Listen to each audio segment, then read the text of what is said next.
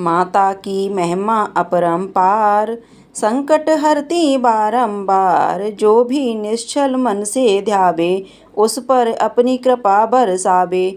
जय माता दी। प्रिय श्रोताओं, आज माँ भगवती की कृपा से हम श्री दुर्गा सप्तशती पाठ के दूसरे दिन के पावन अध्याय की यात्रा शुरू कर रहे हैं और माँ के इस दिव्य ग्रंथ में अद्भुत शक्तियाँ समाहित हैं जो हर भक्त को न केवल आंतरिक बल प्रदान करती हैं बल्कि जीवन की समस्त कठिनाइयों से उबारने में भी सहायक होती हैं।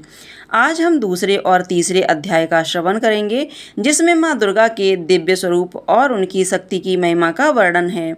आइए श्रद्धा और भक्ति से माँ का ध्यान करें और इस दिव्य पाठ का लाभ उठाएं।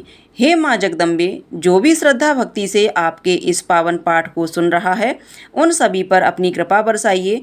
जीवन से समस्त दुख विघ्न बाधाओं को दूर कर उन्हें शक्ति और सुख शांति प्रदान कीजिए।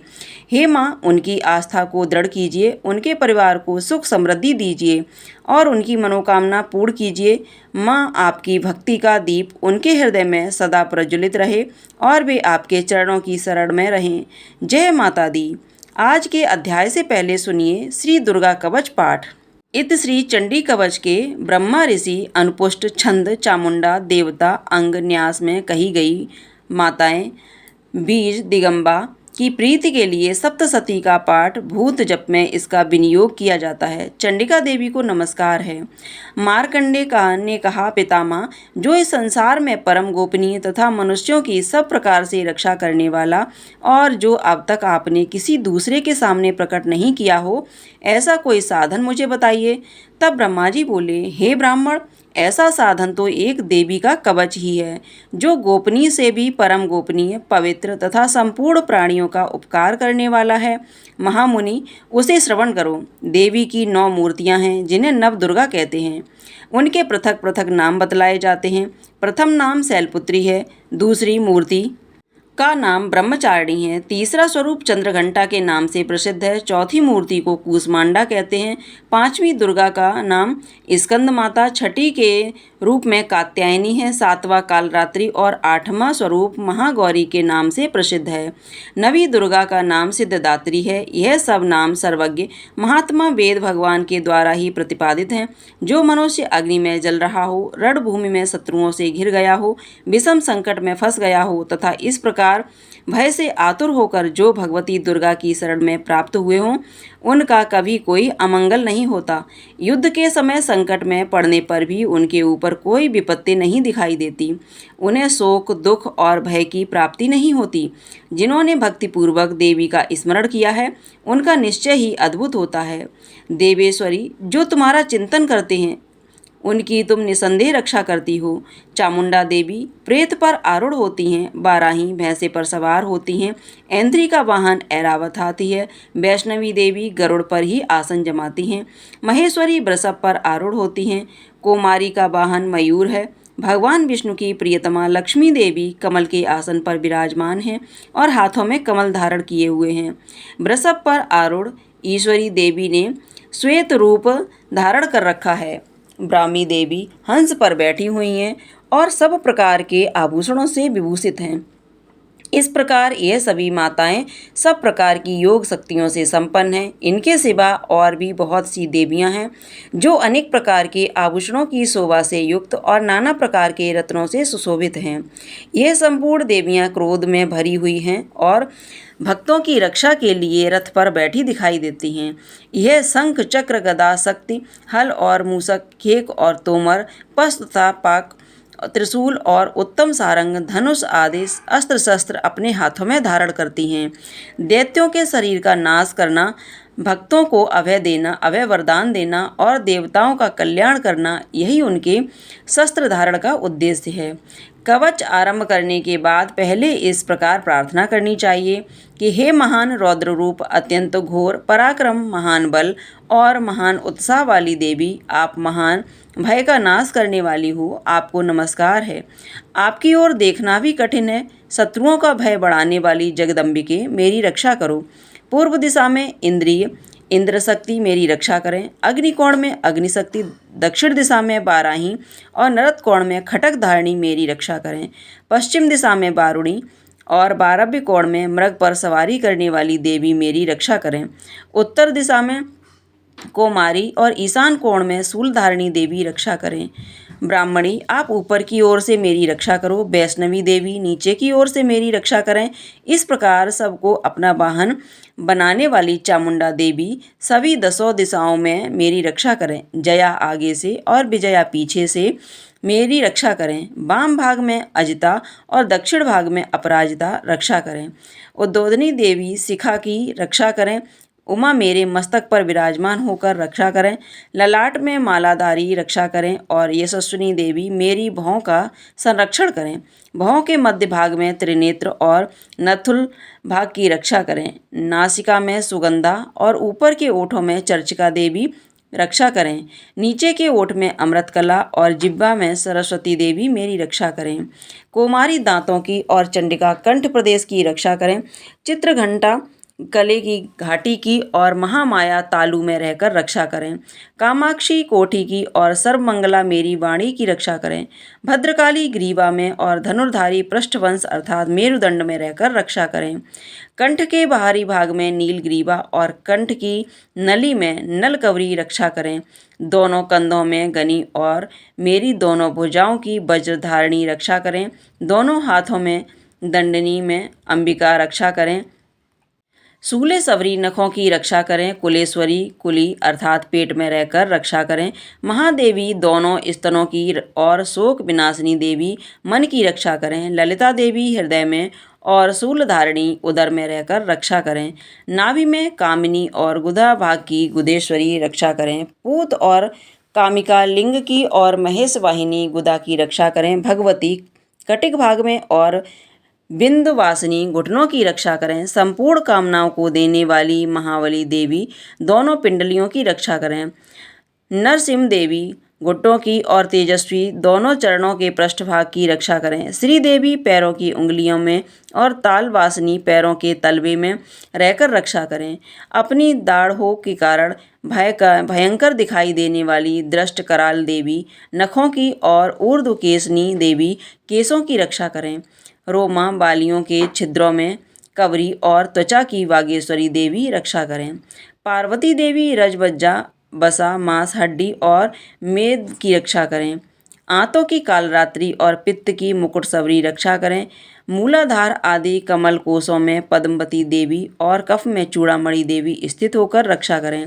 नख के तेज की ज्वालामुखी रक्षा करें, जिसका किसी भी अस्त्र से नहीं हो सकता, वह अभेद देवी शरीर की समस्त संधियों में रहकर रक्षा करें।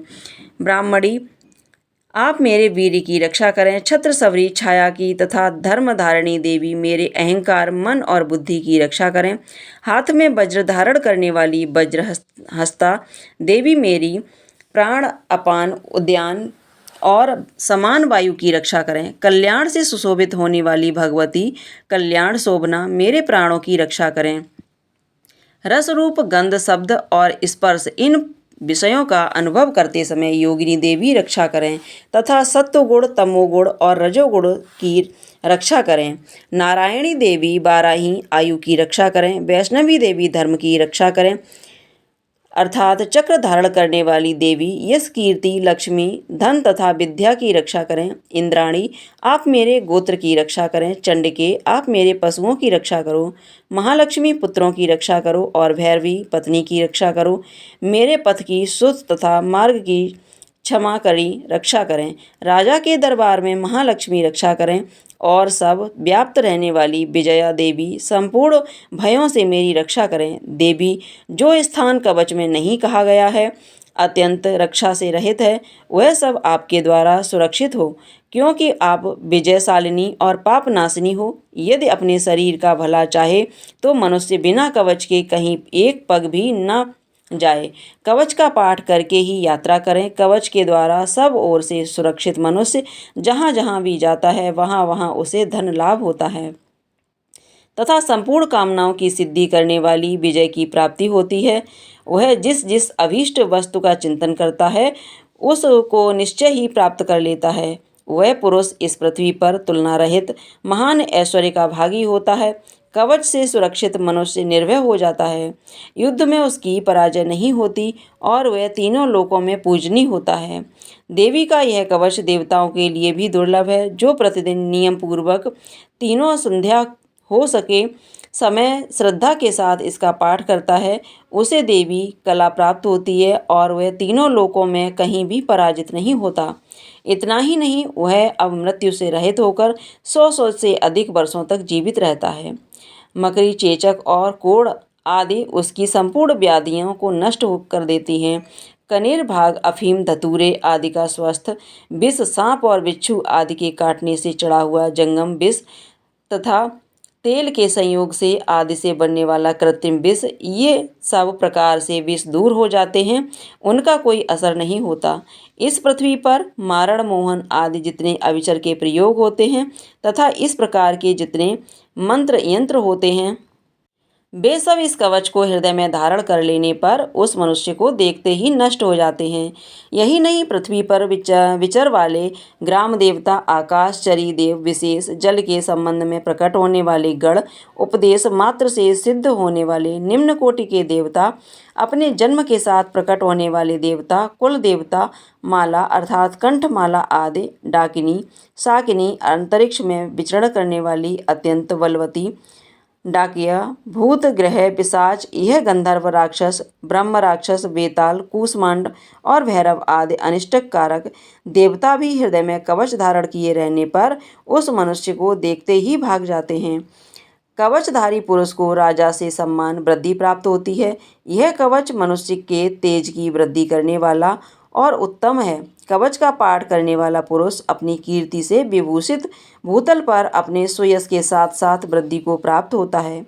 जो पहले कवच का पाठ करके उसके बाद सप्त चंडिका का पाठ करता है, उसकी जब तक वन पर्वत और कानों सहित यह पृथ्वी टिकी रहती है, तब तक वहाँ पुत्र पौत्र आदि संतान परंपरा बनी रहती है।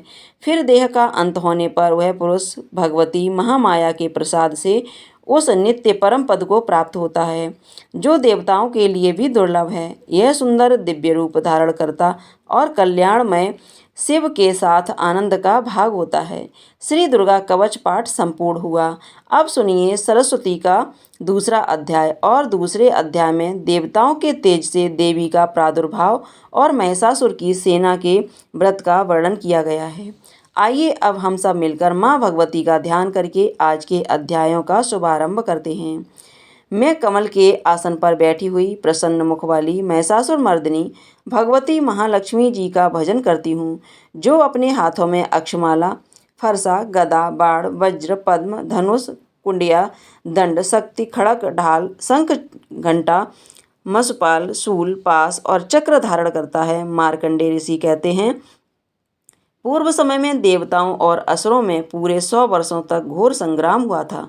उसमें असुरों का स्वामी महिषासुर था और देवताओं के नायक इंद्र थे। उस युद्ध में देवताओं की सेना महाबली असुरों से परास्त हो गई। संपूर्ण देवताओं को जीतकर महिषासुर इंद्र बन बैठा। तब पराजित देवता प्रजापति ब्रह्मा जी को आगे करके उस स्थान पर गए जहाँ भगवान शंकर और भगवान विष्णु विराजमान थे। देवताओं ने महिषासुर के पराक्रम तथा अपनी पराजय का यथावत वृत्तांत उन दोनों देवेश्वर से विस्तार पूर्वक कह सुनाया। वे बोले, भगवान महिषासुर सूर्य, इंद्र, अग्नि, वायु, चंद्रमा, यम, वरुण तथा अन्य देवताओं से भी अधिकार छीनकर स्वयं ही सबका अधिष्ठान बन बैठा है। उस दुरात्मा महेश ने समस्त देवताओं को स्वर्ग से निकाल दिया है।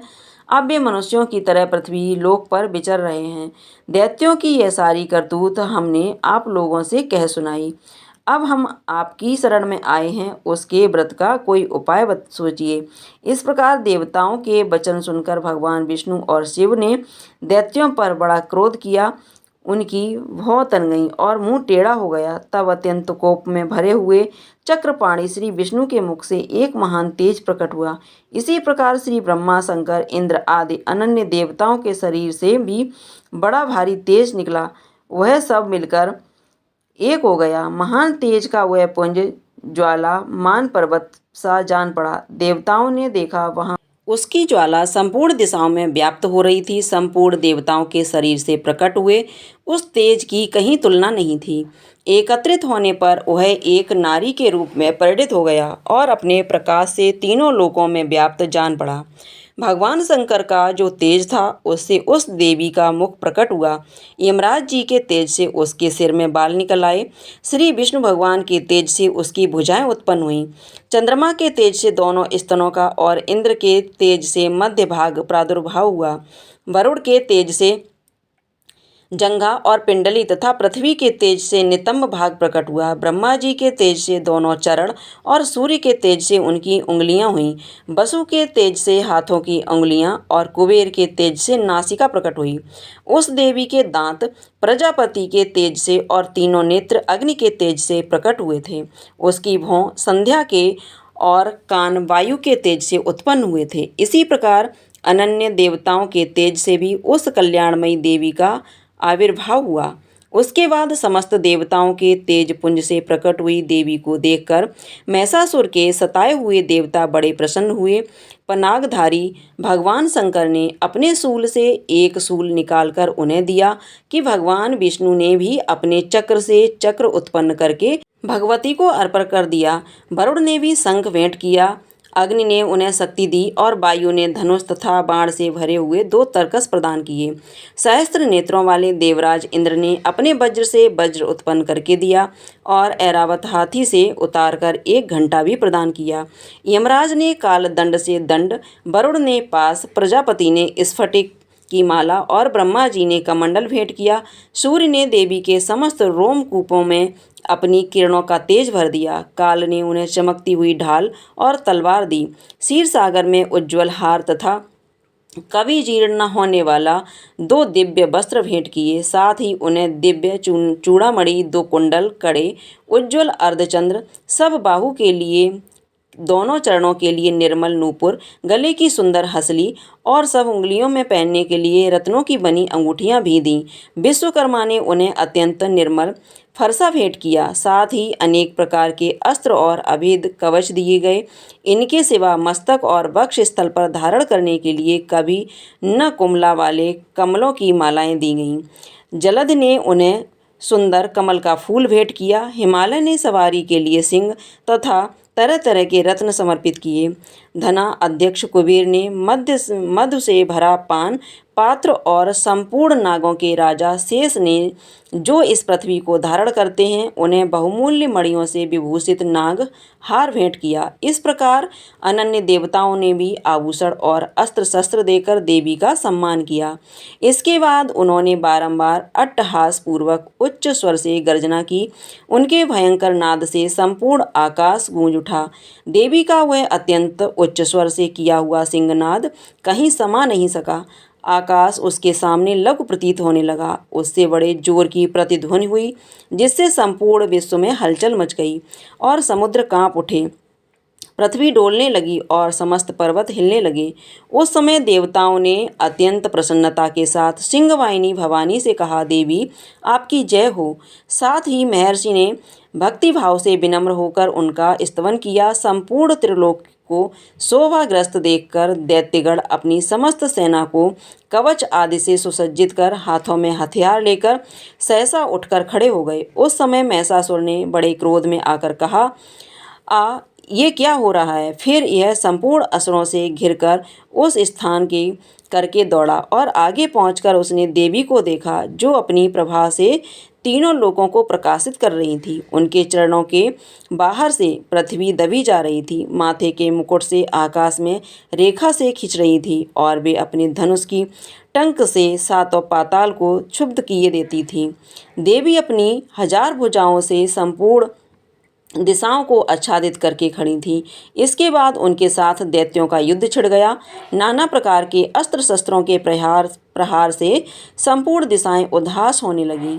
चिर नामक महान असुर महिषासुर का सेनानायक था। वह देवी के साथ युद्ध करने लगा। अन्य दैत्यों की चतुरंगी सेना साथ लेकर चामर भी डालने लगी। 6000 अर्थनद नाम का महायुद्ध 5 करोड़ रथी सैनिकों सहित युद्ध में आ गए। महिषासुर उस रणभूमि में कोटि कोटि सहस्त्र रथ, हाथी और घोड़ों की सेना से घिरा हुआ खड़ा था। वे दैत्य देवी के साथ तोमर, पिवाली, शक्ति, मूसक, खटक, परश और पट्टिक आदि अस्त्र शस्त्रों का प्रहार करते हुए युद्ध कर रहे थे। कुछ दैत्यों ने उन पर शक्ति का प्रहार किया, कुछ लोगों ने पासे फेंके और कुछ दूसरे दैत्यों ने खड़ग प्रहार करके देवी को मार डालने का प्रयोग किया। देवी ने भी क्रोध में भरकर खेल खेल में ही अपने अस्त्र शस्त्रों की वर्षा करके दैत्यों के वे समस्त अस्त्र शस्त्र काट डाले। उनके मुख पर परिश्रम या थकावट का रंच मात्र भी चिन्ह नहीं था। देवता और ऋषि उनकी स्तुति करते थे और वे भगवती परमेश्वरी दैत्यों के शरीरों पर अस्त्र शस्त्रों की वर्षा करती रही। देवी का वाहन सिंह भी क्रोध में भरकर गर्दन के बालों को हिलाता हुआ असुरों की सेना में इस प्रकार विचरने लगा मानो वनों में दावानल फैल रहा हो। रणभूमि में दैत्यों के साथ युद्ध करती हुई अंबिका देवी ने जितने निःश्वास छोड़े वे सभी तत्काल सैकड़ों हजारों गणों के रूप में प्रकट हो गए।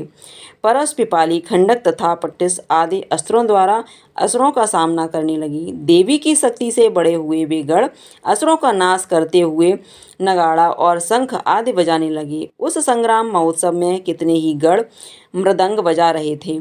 इसके बाद देवी ने त्रिशूल से, गदा से, शक्ति की वर्षा से और खटक आदि से सैकड़ों महादैत्यों का संहार कर डाला। कितनों की घंटे के भयंकर नाद से मूर्छित करके मार गिराया।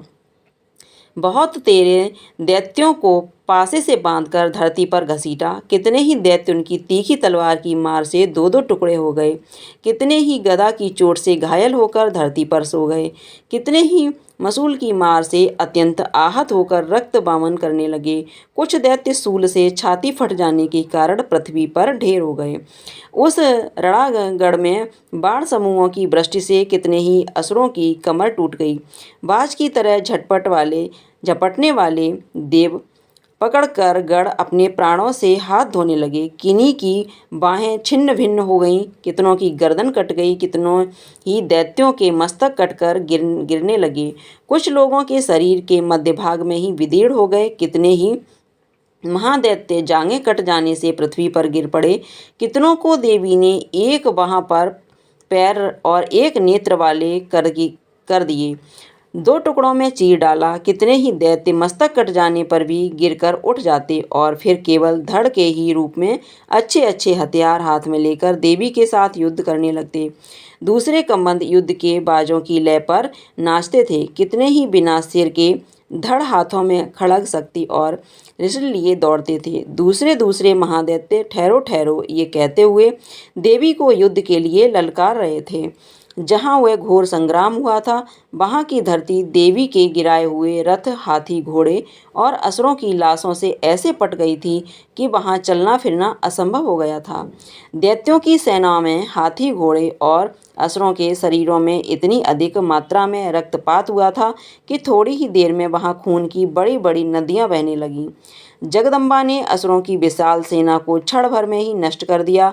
ठीक उसी तरह जैसे तिनके और काठ के भारी ढेर को अग्नि कुछ ही क्षणों में भस्म कर देती है, और वह सिंह भी गर्दन के बालों को हिला हिलाकर जोर जोर से गर्जना करता हुआ दैत्यों के शरीर से मानो उनके प्राण चुन लेता था। वहाँ देवी के गणों ने भी उन महादैत्यों के साथ ऐसा युद्ध किया जिससे आकाश में खड़े हुए देवतागण उन पर बहुत संतुष्ट हुए और फूल बरसाने लगे। इस प्रकार श्री मार्कंडेय पुराण में सावण मनवचा महात्म्य में महिषासुर की सेना का वध नामक दूसरा अध्याय पूर्ण हुआ।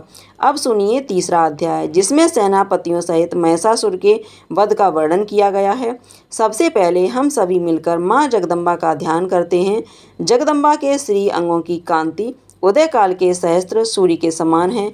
वे लाल रंग की रेशमी साड़ी पहने हुए, उनके गले में मुंडमाला शोभा पा रही है।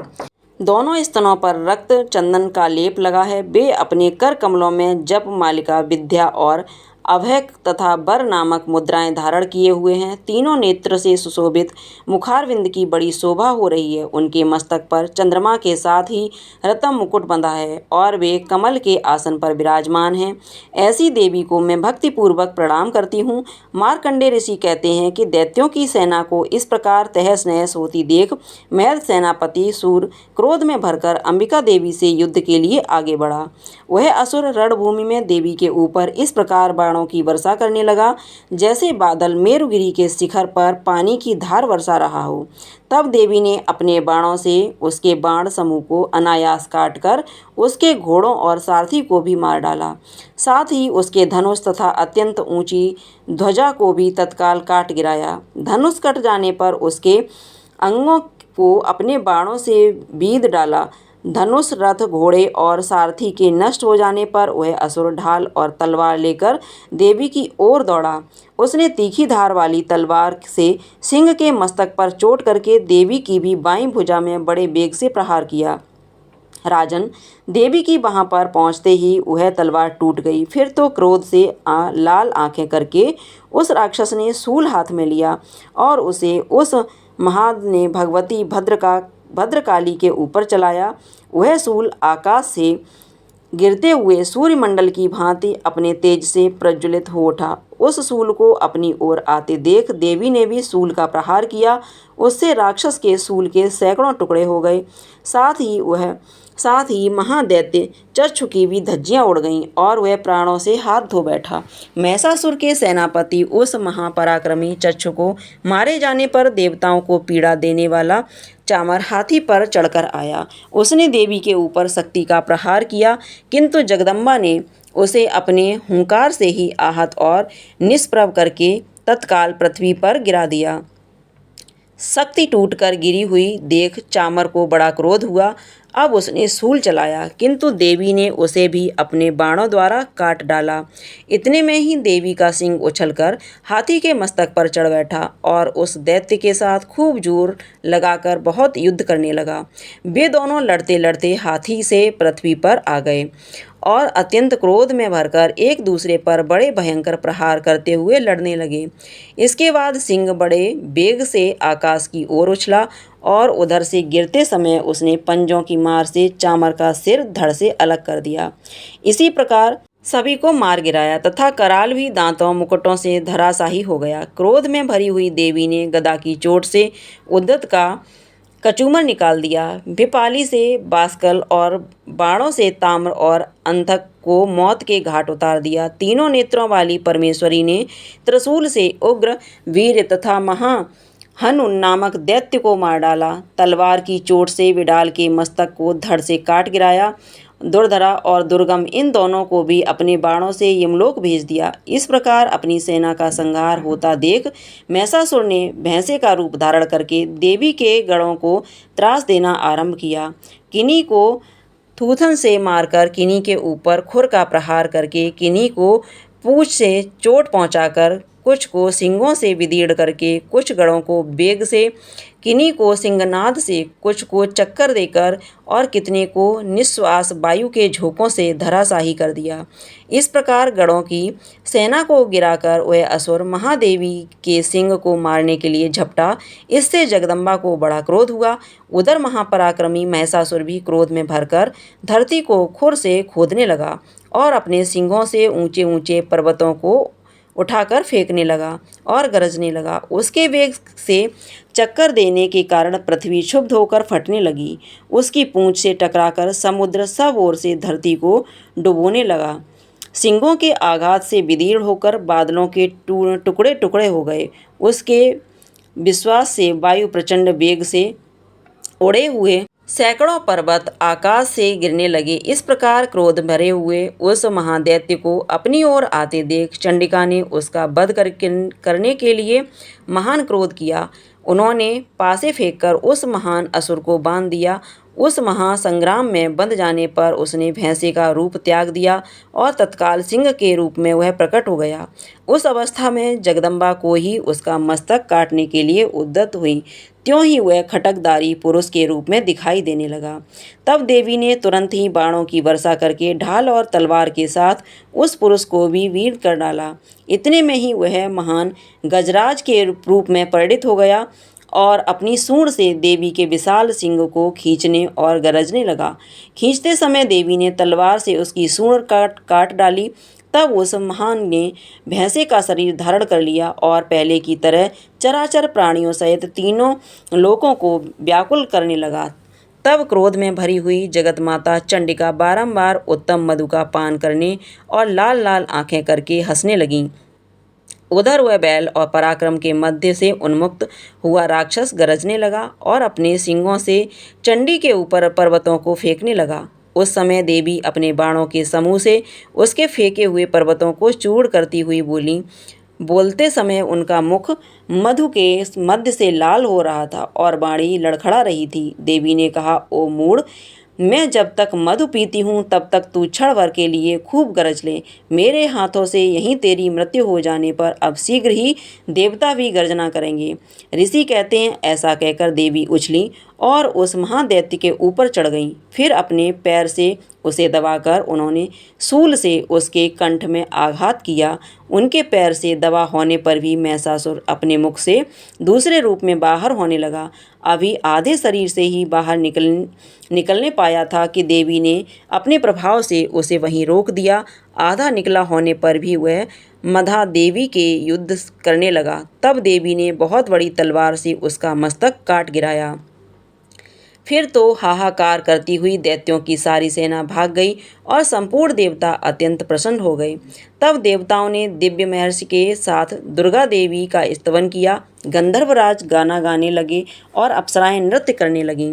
जय माता दी। आज का द्वितीय अध्याय माँ दुर्गा की कृपा से पूर्ण हुआ।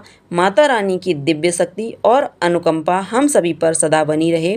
जो भी इस पावन पाठ को श्रद्धा और भक्ति से सुन रहा है, माँ उसकी सभी मनोकामनाएं पूर्ण करें और उसके जीवन में सुख, शांति, समृद्धि और शक्ति का संचार हो। माँ भगवती का आशीर्वाद आप सभी को प्राप्त हो। आपके घर परिवार में मंगलमय वातावरण बना रहे और आप सदा माँ की भक्ति में रहें। आप सभी से विनम्र अनुरोध है कि इस पावन प्रसंग को अपने परिवार और मित्रों तक पहुंचाएं ताकि अधिक से अधिक लोग मां की कृपा का लाभ प्राप्त कर सकें। प्रिय श्रोताओं, कल हम दुर्गा सप्तशती के तीसरे दिन के अध्याय के साथ मिलेंगे। तब तक माता रानी की भक्ति में लीन रहिए और जय माता दी का जयकारा बोलते रहिए। प्रेम से बोलिए जय माता दी।